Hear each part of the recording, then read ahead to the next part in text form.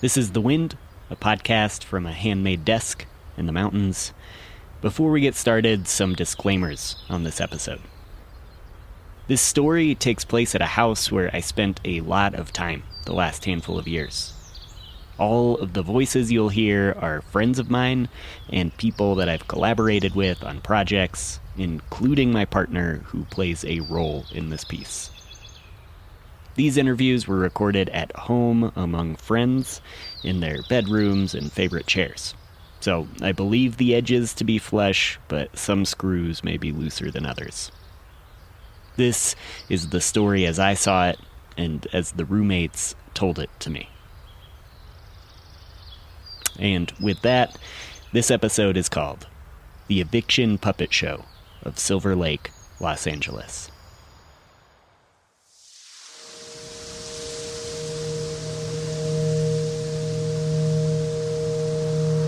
The Wind.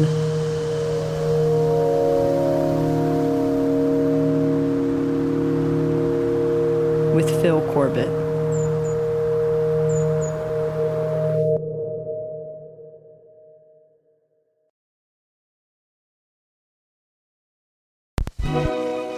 Act 1. Ag Lago. The sun sets on Sunset Boulevard. The palm trees, silhouette. It's a summer evening in Los Angeles, and there's a big house just off the main drag that would be in silhouette too. But its face is lit by string lights, and by the rapt attention of about 20 people gathered around the front window. It's a bay window, no screens, and the panes are open. Chunks of its wooden frame are rotted out, hanging against the stucco, which was painted a sort of reddish vermilion brown at some point in the last 120 years. Then, offset in the haphazard front cactus garden, a violin and an accordion kick off the show.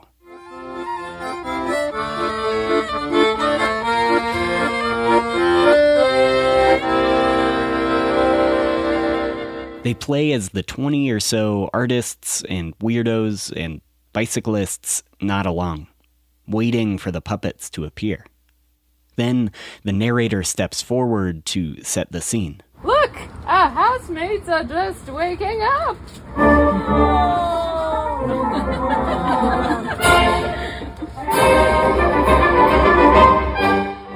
This puppet show takes place at a community house in the neighborhood of Silver Lake, about 15 miles inland from the Pacific, where 10 puppet roommates appear in the bay window as socks.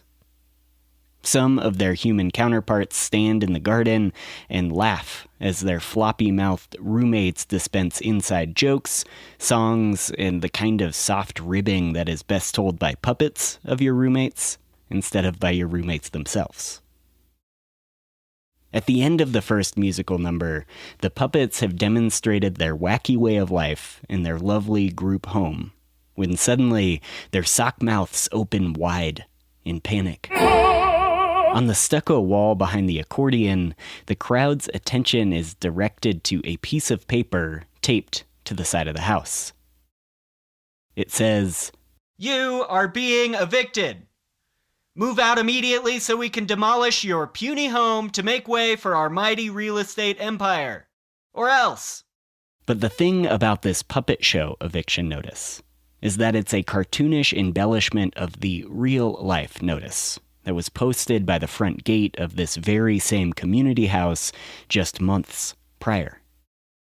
This big 10-bedroom home with 10 non-puppet tenants is facing a very real non-puppet eviction.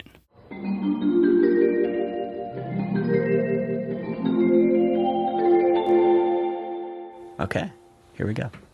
What is the name of this house? The name of the house is Ag Lago. Ag Lago. Ag Lago. And it's in Silver Lake on Sunset Junction. Sometimes I call it a punk house. Sometimes I call it a collective house. But it's my home. Ag Lago is a house full of people. I would say it's a community house. We live together sort of cooperatively. It used to be a boarding house that house traveling salesmen, as far as I know. Like artist space where a lot of people live. I feel like I need to tell you that we don't share our income or anything like that because of our legal stuff. I think there's a number of reasons why it works, and I have lived in a lot of collective living situations, and many that didn't work at all. Almost a prerequisite to living here is having kind of a sort of advanced sense of community, just kind of understanding how it works and what it means to share space like this. And I think that it's kind of like separate together sort of energy. So like we all come together for things when we want to and have to like solve a problem or like share things with each other. And when we don't want to, there's like a really clear division of personal space. Because if you're not used to sharing space like this, it could be difficult for you, or you might butt heads at certain points. When you live with a few people, it can be really intense to have a conflict when it's like one or two other people. But, 10 people, and it's kind of really like it diffuses things a little bit. And it's like, oh yeah, if there's one person out of 10, like you're almost never really just alone with them.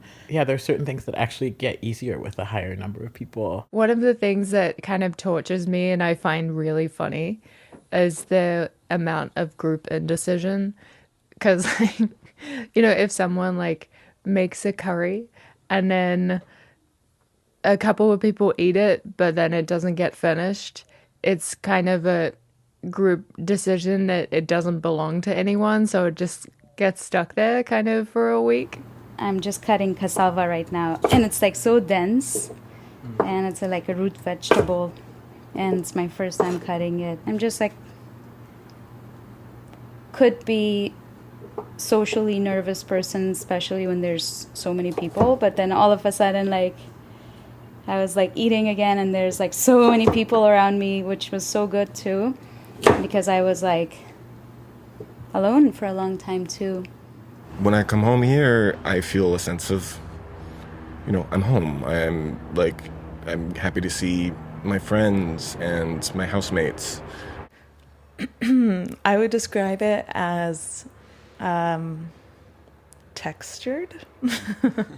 DIY kind of vibes, a little kind of punk, I don't know. Because of the layout of the house, it's pretty disorienting if you haven't been in here before.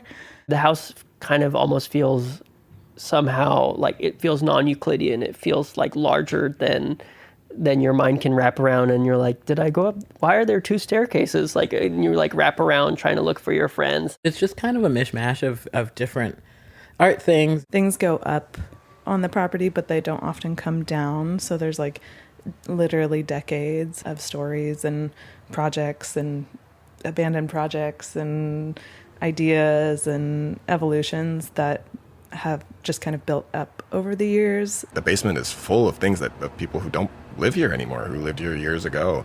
But besides that, there's a lot of like just things built into the house that were from people past, from cultures past. I started coming here almost 20 years ago, in the fall of 2004. Well, I was like a teenager, so I was very just like wide-eyed, bushy-tailed about everything, and like everything was just so cool to me. I was like, wow, what is this place? I think it was the first time like seeing like a punk house for me. I didn't move in until 2008. So by the time I moved in, it had a name. But when I first started coming here, it didn't have a name yet, but that was pretty quick. Ag Lago. Ag Lago. Ag Lago. Ag Lago. Ag Lago. Ag Lago makes their rent checks out to Junction Gateway LLC, a subsidiary of Frost Chaddock Developers, whose website says they own and manage over 500 units, valued at $150 million. They did not respond to a request for comment on this story. The company owns a few properties in this neighborhood, and they bought this house in 2008. I mean, it was clearly gentrifying back then. It's getting very bougie. The stores are changing constantly over here. Now there's like a Shake Shack, and there was a pudding store for a minute, and then there are now 4 ice cream shops. It's kind of oversaturated with tourists. shopping experience sort of things. The landlord just hasn't raised the rent, which is super unusual because our house is renting for well below market rate in LA and in the neighborhood that we're in. We had a pretty good landlord in the beginning, but he died. We had a property manager, this guy Elmer. He was wonderful. He would show up every month and collect the rent check and ask if we needed anything. And if we needed anything, he would, show up and do the repairs himself. Then, this new company bought it in, I want to say like 2009 or so. They were completely absentee. Elmer got laid off and they never, they had us deliver the checks to them. Basically, anytime we contact them for any reason, there was the risk that they would remember that we existed and kick us out. Main line has always been a problem. We've had sewage in the basement and in the bathtub and in the, coming out. Basically, it leaks. Yeah, the plumbing backing up has always been a big downside to our existence here. Usually there would only be a plumbing backup about twice a year, but it was starting to happen about once every 2 to 3 months. They won't address the root of the issue, but they'll band-aid it. We had a plumber come out and look at it, and he said, part of your main line is missing. And we're like, what do you mean? He said, it's just gone. There's just a hole into the earth in which there used to be a pipe. There used to be an El Pollo Loco across the street. And people were saying to use the bathroom at El Pollo Loco. Sewage is just slowly seeping out into the soil and also creating a sinkhole in our driveway that's steadily getting bigger. I remember actually at one point they paved over the thing and they filled it in and then it got big again. You kind of have to navigate your vehicle around it to get to the parking behind it. It's like, small child could lay in there. And we were kind of worried that, it might just open up and the house would fall into a big hole. But luckily that hasn't happened yet. We were in conversation with the landlord about getting our plumbing fixed, and so the last we had heard, somebody was supposed to be out that week to fix our plumbing, and then the next day there was a demolition notice on the house. Act 2. I have a plan. After the puppets see the eviction papers plastered to the outside of the house, they retreat inside. The accordion and violin lead a procession up the porch, through the front door, and into the living room. The walls are painted like a psychedelic Art Deco movie theater. The audience pulls up chairs, drapes over big couches, and makes room by sitting cross-legged on the red tile floor beneath a folding table. On top of that table is a partial model of the house. As the show goes on, the puppets shed their sock forms and instead become intricate shadow puppets, each roommate easily identifiable by outline alone. In their model house, in the little replica of the living room we're in, the puppet roommates begin to hatch a response to the landlords. They decide that they will buy the building. But first, they just need to raise $15 million. Each puppet roommate will employ their unique skills to do their part. Then the band kicks into a song.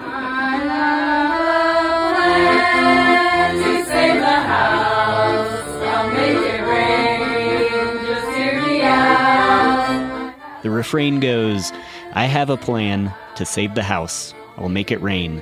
Just hear me out. Two roommates' plan is to start a grilled cheese company who presses custom messages into the bread and delivers them by bicycle. Other roommates attempt to become trampoline TikTok influencers before heading to Eurovision as the first American entrants. Another roommate schemes a puppet bank robbery, and one of the roommates plans to expand their sex toy company by inventing a self-replicating silicone. With self-replicating silicone, you can make unlimited sex toys with no overhead. Many of the puppet schemes correspond to the real-life skills of their human counterparts. One roommate does make sex toys. There's also a woodworker, a computer programmer, a bicycle mechanic, a video editor, a screen printer, a puppeteer, a jeweler, musicians, artists, a bevy of creative occupations that don't exactly offer LA home buying type salaries. But, what does? Friends of the house tell them that they should have been notified of an eviction before a demolition notice was posted. They also say it's illegal to evict as retaliation for repair requests, which is what the house believed spurred it. And in Los Angeles, under the Rent Stabilization Ordinance, the landlords legally have to pay relocation assistance for a no-fault eviction from certain types of housing. But the stack of documents only offered the payout for one tenant, not 10, claiming that the house was not a boarding house, but a single-family home. And to complicate things even more, some of the tenants say they qualify as low income, and one is legally disabled, which means that those tenants are offered around double the regular buyout. So the roommates figure they might have a case, and they decide to fight the eviction. We were trying to get legal representation. When we decided we're going to stay and fight this eviction because we believed that we were being wrongfully evicted, one of the things that I did was I started the GoFundMe for our legal expenses. Save the Food Not Bombs House. Hi, we're the 10 residents of Ag Lago, a community house in the Silver Lake neighborhood of Los Angeles. Our home has been providing affordable housing to residents for over 15 years.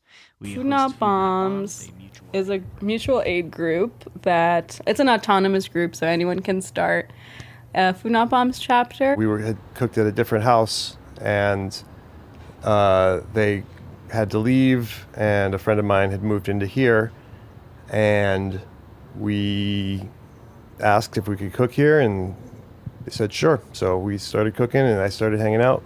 It happens every Sunday. So it's kind of like something that you go to when you're like, oh, I just want to hang out and like cook something and take it to people who want to eat and is hungry. And we cook a big meal and then just share it in downtown. Yeah, at Skid Row. And another thing about it that I really liked was I used to sit in Pershing Square a lot, which is downtown. And I was unhoused for a long time. And then the first day I did Food Not Bomb and I cooked here, we went to Pershing Square to serve. But the cooking has been happening for the LA chapter at Ag Lago for like 20 years. I mean, Ag Lago is part of a larger like kind of network of other houses that all kind of like hang out together. And there's like another house that's like the party and drug house, and another house that's like all the set builders live there, and then there's like the clown house. Though it's not officially the clown house anymore. I think the clowns all moved out. Ag Lago parties are my favorite parties, and part of that's because I live here and I get to party at my house. I really can confidently say, like, if Ag Lago was having a party, other places in town maybe like shouldn't. We always have a really weird theme, and I feel like over the years the themes have just been getting more and more ridiculous. It's really fun, like the whole space transforms. Actually, we had one party theme that was like Ag Lago greatest hits, so like it just had like a bunch of party themes on the flyer that we've had in the past. It'll be like a dance floor in the living room and a fire camp out in the backyard, and then like people hanging out in like somebody's room upstairs. So yeah. They start late, they go late. Some early themes. Winter formal. Pretty basic theme. You want me to read all of them, or? Sure. Future disco bikini beach party from outer space.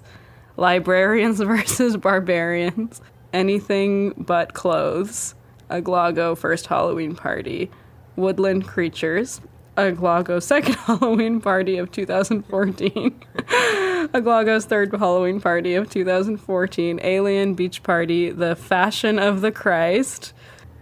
God versus Science Fair. That was one of my favorites. I came as a neuron. Oh my God, a lot of the parties are actually really blurry for me. Let's see. Viva Log Vegas. Our Vegas party was a lot of fun. Yeah, maybe I'm just partial to that one because I liked my costume a lot. I was a giant bag of cocaine. My birthday? It was nobody's birthday.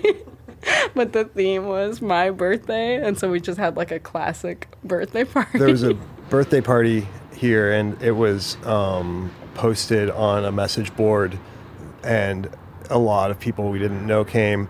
And at some point, the cops showed up for a noise complaint, which they do sometimes, and we just say, okay, thank you, we'll turn it down.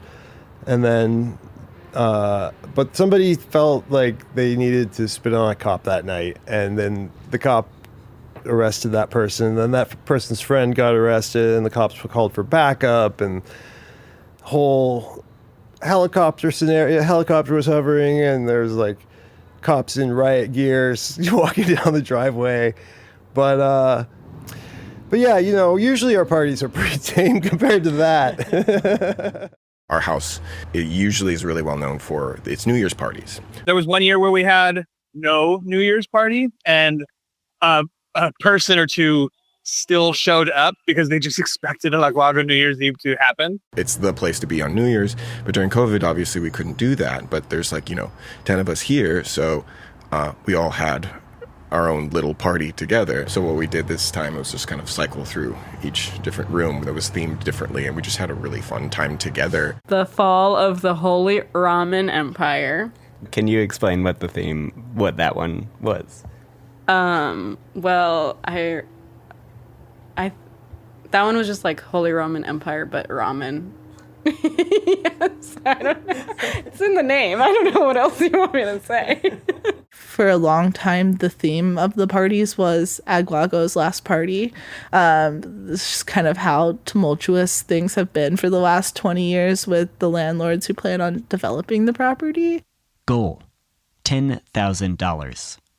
Results, 163 donations. Amount raised, $10,349. Fundraiser successful. Act 3. The gold buried in the basement. Back in the puppet show, the roommates work on their schemes to raise $15 million so they can buy the house. One roommate's plan is to unearth the storied gold that's buried in the basement underneath a dead former roommate. The audience follows the puppeteers down into the tight, dark basement. At the bottom of the stairs, everyone stands stooped, between an old home organ and boxes and bags of belongings from roommates past.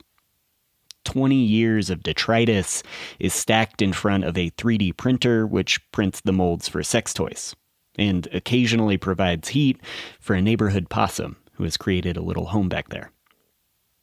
But when the puppets dig up the long-dead mummified roommate, his secret gold is gone. To me, it seems like they knew that this building was an RSO, and part of their strategy for dealing with this building and the tenants in it was to never acknowledge the fact that it was under the rent stabilization ordinance. Like, that was part of their strategy. Our house for years was registered as a boarding house. And so we assumed that we would be protected under the RSO because that protects multifamily residences. And we learned that they pulled a sneaky trick on our last lease and snuck the language single family in there. So it kind of roped us out of a lot of our rights to be evicted individually and receive separate payouts to leave. I kind of became the Charlie Day in that one, episode of Always Sunny where I just had all this paperwork and I was trying to trace everything. That's kind of where the first initial investigation was, which is, are we protected under the rent stabilization ordinance or not? And if they somehow stripped us of that protection, can we prove that they did that? There were some heroes at Ag Lago doing the detective work and the research and finding information. We dug through pieces of microfiche dating back to 1974, and then we brought them all to the enlarger, and we were looking at them, and in looking through the microfiche, we found use code designations for the house dating back to 1974 as the use code was 008. And we're like, okay. And then in, I think it was like 2021 or 2022 or 20, I'm forgetting exactly when right now. But then we saw the change to 001 and we're like, okay, what is that? And so we looked it up, and use code 008 is a boarding house. And so like in the library, we got super excited and high-fived, and, we're like, we found the information that we needed, which was like, exhilarating. We ultimately find that the courts are not that clear-cut, and that still requires a lot of argumentation. Well, 6 people are represented by one lawyer. I'm represented by another lawyer, and 3 people are self-represented. The first time we went to court, under the advice of the tenants union, we had like a number of our friends join us in red t-shirts to show support. We asked friends and community to come, and so many people showed up that the clerk got really mad and kicked everyone out of the courtroom. We were all like kind of amped up on our friends being there, but like also kind of anxious, but also understanding that this initial court date was kind of like not much was going to be decided. This is my first time seeing housing court play out. And I guess I didn't have a ton of hope. We had a settlement negotiation conference, which is common. And because the courts are so inundated, it weirdly just like happens informally in the hallway of the courthouse. And the lawyers just kind of like walk back and forth to each other, negotiating. And it was actually like much more dramatic and heated than we expected it to be. And the opposing counsel's being absolutely crazy and just being really intense and trying to split us up. They were very surprised by what we proposed as an adequate relocation amount. Their lawyer got really flustered and said a number of things to intimidate us, like, well, we're going to depose all 10 of you, and we're going to do an inspection of the house. And he said, well, how would you feel if we came and cut down all your hedges? One of the things about being in court is that you see a lot of people going through evictions too. So every time I've been in court now, you're just watching people go through this eviction process, and whether they have representation or not, or whether they speak English or not. So you're just literally seeing just a lot of people get evicted every day. Every time we go to court, the theater and the tragedy and the rigmarole of every day in that court system is so sad and so depressing. And I just kind of try and imagine like how, as the species that we are and the rareness of this time that we have, that we've gotten to this place where eviction court is like a large part of many people's lives. It's insane. It's so stupid. At one point, the fight comes up at a meeting of the Silver Lake Neighborhood Council, and they draft a letter on behalf of Ag Lago. It's addressed to both the developers and to their city council member. It says, in part, "It has been brought to our attention that Frost Chaddock Developers LLC is engaged in a hasty and suspicious eviction process of the property across from Sunset Junction. We are alarmed and concerned by news of this eviction, not only because of the acute and deadly affordable housing shortage in Los Angeles and Silver Lake specifically, but also because of Frost Chaddock's history in Los Angeles of leaving properties derelict and empty for decades." The letter cites a building just behind Ag Lago that previously housed the pioneering queer bookstore, A Different Light, one of a few landmarks in the neighborhood from its history with the gay rights movement. In 2011, according to the letter and to news reports at the time, the building was in the process of gaining historic designation. But the property was demolished before that determination was completed. Yeah, they came in on early Saturday morning, so demolished it. 12 years later, that lot sits empty, collecting trash and graffiti. We don't want another blight in our community, and it's imperative our neighbors remain housed. The neighborhood council ends by asking the developers to halt the demolition, fix the habitability issues, and for the council member to thoroughly investigate how the use code changed from a multifamily rooming house to a single-family dwelling.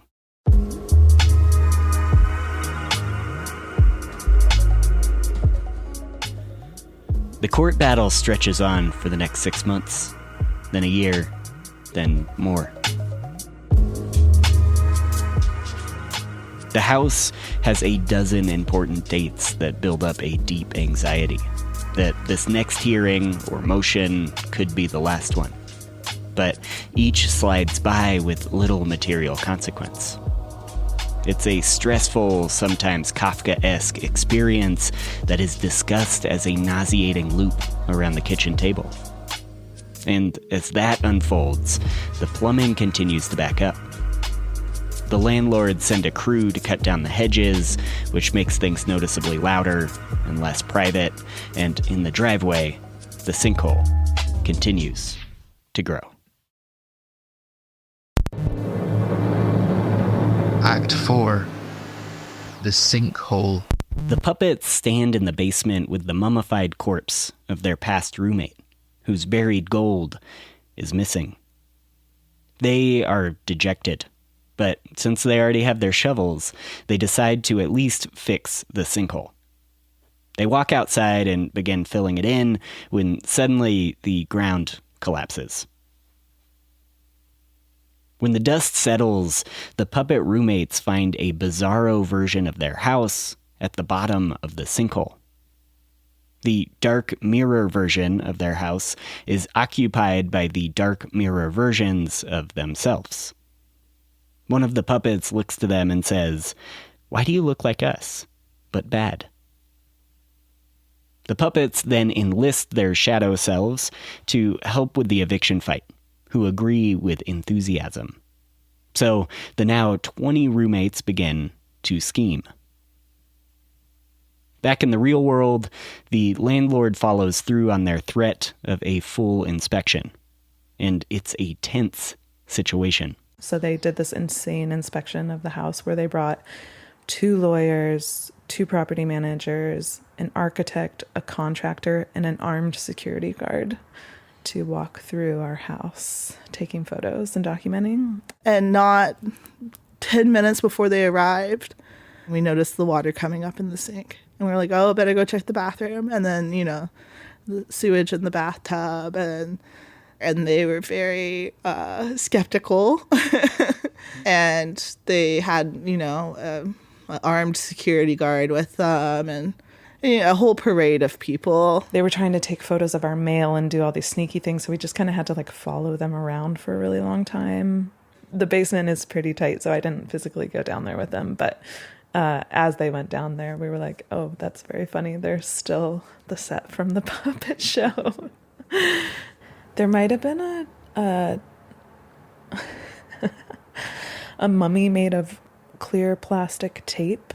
I think there was a lot of fabric, and there were in the basement and in around the property there were these very satirical eviction notices from the puppet show. So it was just a paper that said you are being evicted, I think, with a bunch of exclamation points and all caps, and we taped them on the house as a prop for the puppet show. And then later on, the landlords were doing an inspection of the house, and I guess they took pictures of the fake eviction signs. I think they said something like, "Get out next week or we will turn you into dirt for our real estate empire and make lots of money out of your bodies," or something. It was very...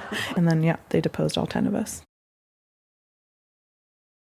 And I would just like to make clear that specifically in my deposition, they asked me about a fake eviction notice that was part of the puppet show. When we all got deposed, they asked all of us about that. Yeah. And they were like, what is this? Do you recognize these eviction notices? And I said, yes. And they said, is it true they're part of a puppet show? And I said, yes. And they said, so you're saying the landlords did not put these here? And I'm like, no, the landlords did not put these here, no. Do you have any indication that the landlords found out any of the plot of the puppet show, or just that it happened? I hope they did, but I didn't give up any of that information in my deposition. The depositions take weeks, if not a couple of months. The timeline frankly gets blurry, as does the attention and will of the house. The roommates argue over minutia and strategy. The plumbing continues to fail. A pretty serious rat infestation breaks out. Parties, daily life, the sound of clawing inside the walls, meals, time passing, and about a year and a half into the fight, it finally looks like it might go to trial. From what I understand, a win means the case is over. But then the landlords can just post a new eviction notice, start the process all over again. To me, from the outside, another year of court dates and fundraising and sewage issues sounds pretty rough. There's really only one way for this story to end. The landlords own the house and a bunch of land around it. And eventually, they will win. Act 5. Here's the deal. In November of 2024, the landlords offer the 10 residents of Ag Lago a settlement. They will pay the tenants a bit less than what they think they're legally owed as relocation assistance for a no-fault eviction, but they'll also let them keep back rent since the beginning of the eviction process. And possibly above all, the roommates got almost 2 extra years in their house. In that time, the pandemic-era eviction moratorium has long been lifted, and this neighborhood has been developing at a rapid clip. Chains and high-end vintage stores have sprouted. The landlords could clearly develop this valuable block if they wanted to, a big corner lot where Sunset and Santa Monica Boulevards meet. The tenants consider their options. They debate, they waver, and then they take the deal. As autumn sweeps across the dry hills of Los Angeles, Ag Lago's eviction fight is finally over. So initially I had a lot of, I felt very happy. I was like, cool, there's like an end to this. It's not going to be this giant stress hanging over me. Like, do I need to call off work to go to court this day or not? And then the following days, it kind of sunk in that we're going to be losing this space. Yeah, it's been definitely an emotional roller coaster and processing grief with everyone in the house. I mean, it was surreal. There was silence among us, like just sitting around looking at each other, just to be like, oh my God, like it's finally real. And none of our friends in Los Angeles are going to believe us. Yeah, like over the last 120 years, like the concept of living, specifically like American concept of living, just makes something like this kind of inconceivable, or like a passing thing you do in youth instead of like a general part of the culture, and beneficial. I don't think the landlords can wrap their head around what this place is actually like. It's like a very free place. Here's the thing. I think that, like, you know, when you live with a bunch of people who all do things, one thing that ends up happening is the space gets used more. So, like, you end up having people hanging out in the front yard, people hanging out in the backyard, people using the living room, people using the kitchen. I always say, I'm like, the house is happiness is in how loud the kitchen is. But it has to be moving, like things has to be used, cleaned, washed. Otherwise, it's like a dead space. It's like meaningless. So for me, I have learned, I have my challenges too. It's so hard to live with people, especially we all got our mental health stuff. We all got our challenges and baggages. And even physically, when you sit close to someone with all your baggages, that's already inconvenient, you know? I mean, I take up a lot of space. I do a lot of stuff. You know, I have a shelf of gallons of wine fermenting in the kitchen, and I have, you know, a little makeshift incubator for tempeh and koji in the living room. And, you know, I use the shop a lot, you know, to degas silicone and pour sex toys. And yeah, sometimes it takes a minute to relax into space, especially when you're thinking about, just so many other people, living with so many people and thinking about what you're supposed to be doing. And yeah, relaxing into that space and being like, oh, I can take up space. And also just, feeling supported and having people feel psyched about your projects and your presence really allows you to relax into a space, for sure. I mean, I think one of the things that's always great about collective living, whether it's functional or not, is that it's economical to live with a lot of people, and it saves you money, and therefore you have more time because you're not so stuck working to make money to then pay for your own individual refrigerator and your own individual electricity bill, all those things. So I think one of the ways it's allowed me to live a more creative life is for that reason. And then you've probably noticed interviewing everyone and knowing everyone, I live with a bunch of geniuses, like crazy geniuses. My partner's sister visited once, like a couple years ago for the first time, and she said, like, is this just a house of hot professors?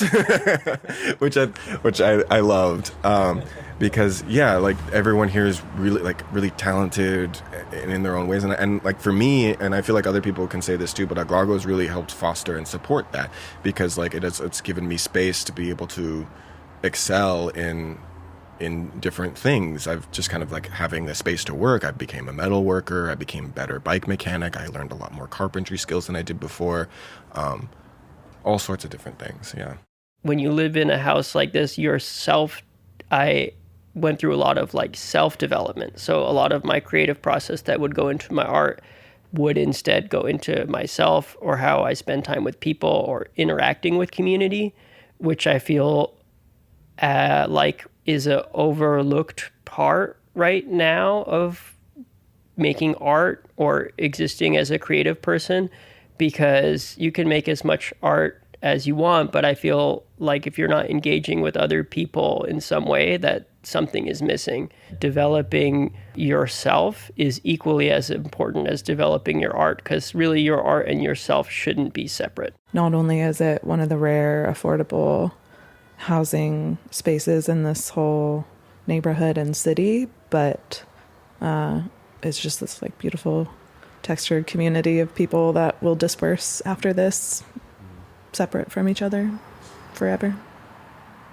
And I think it also will mark a real end of an era of, the rapid gentrification of cities and the rising rent prices, and the, aging of houses like this that aren't built anymore. Like, it also feels like the end of an era in a bigger way than just this house.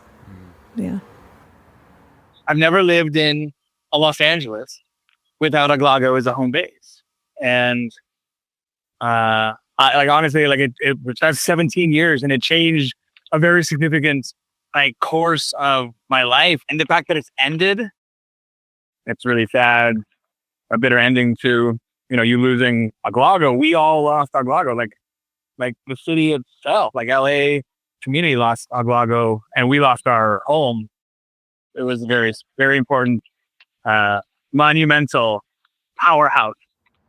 I grew up here, and feeling like I'm getting priced out of my own city just feels awful. And I grew up poor, and I grew up, my dad was poor. He lived in a tin shack when he was a kid. And, I was thinking about it, and Ag Lago is kind of like the closest thing to intergenerational wealth that I'll ever have. The only intergenerational wealth that people like us can cultivate is love. And that is largely how I think about Ag Lago and how I get to kind of inherit that.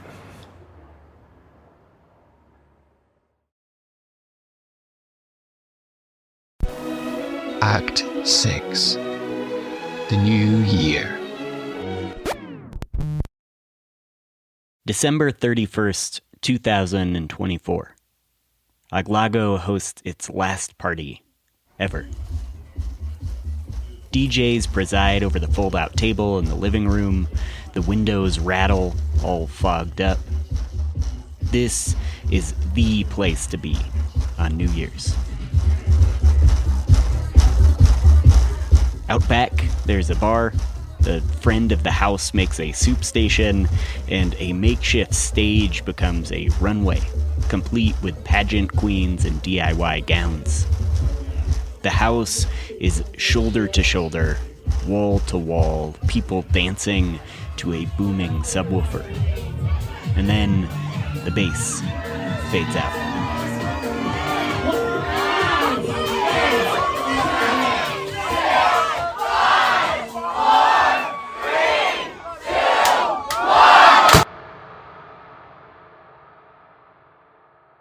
Midnight.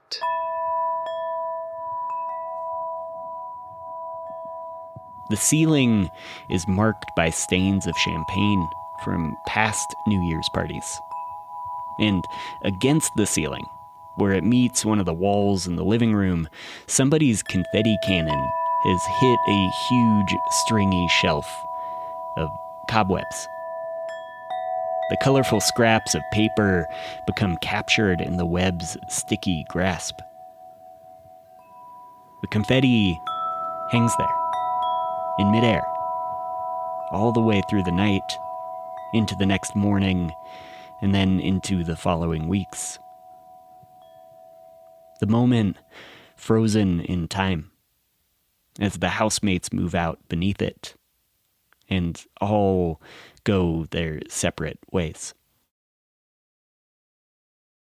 Ag Lago, Los Angeles, California, 2005 to 2025.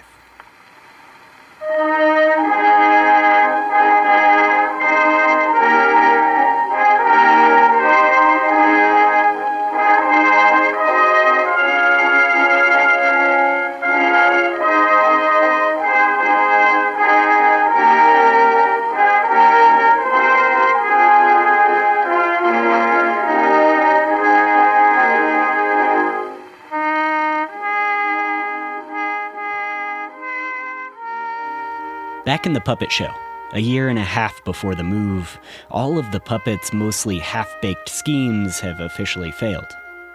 No TikTok traction, no bank robbery. The shadow roommates have a different idea. Their plan is to fortify the house. They build scarecrows, plant wooden spikes, and they batten down the property with heavy chains. As they wait inside their fortress, however, the puppets and their shadow roommates are not getting along. They are stuck inside, living with the worst versions of themselves. Tension rises until an oblivious roommate says the landlord knocked on the front door, so they let him in. He's waiting in the living room. As the housemates panic and process this farcical security breach, they notice a weird slime coming up from the floors. They have forgotten about the one final scheme that has not yet failed. The self-replicating silicone, which has been brewing in the basement. The audience watches as a puppeteer moves a modified box fan covered in green cellophane into the center of the room. A cartoonish, two-faced landlord puppet, dollar signs painted over his eyes, lurks through the house. He's searching for the tenants who have comically fled. And then the puppeteer flips the switch on the box fan. Green cellophane rises to the ceiling like one of those dancing tube guys in front of car dealerships. In the puppet show, the self-replicating silicone is not only successful, but it's gotten out of hand. It self-replicates until it erupts and engulfs the entire house. The landlord puppet is still inside and drowns in an explosion of dildo rubber.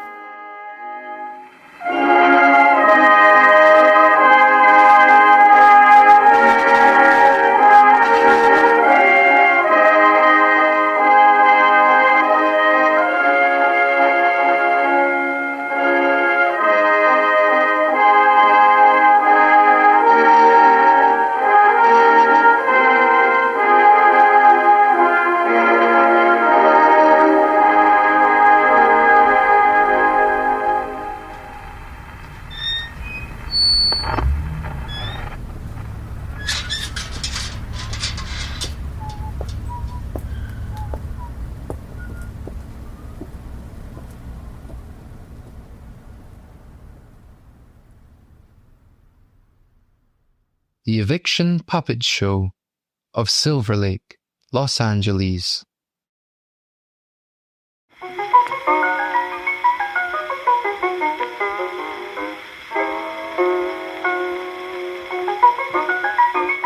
The Wind is produced by me, Phil Corbett. This independent podcast is made with listener support.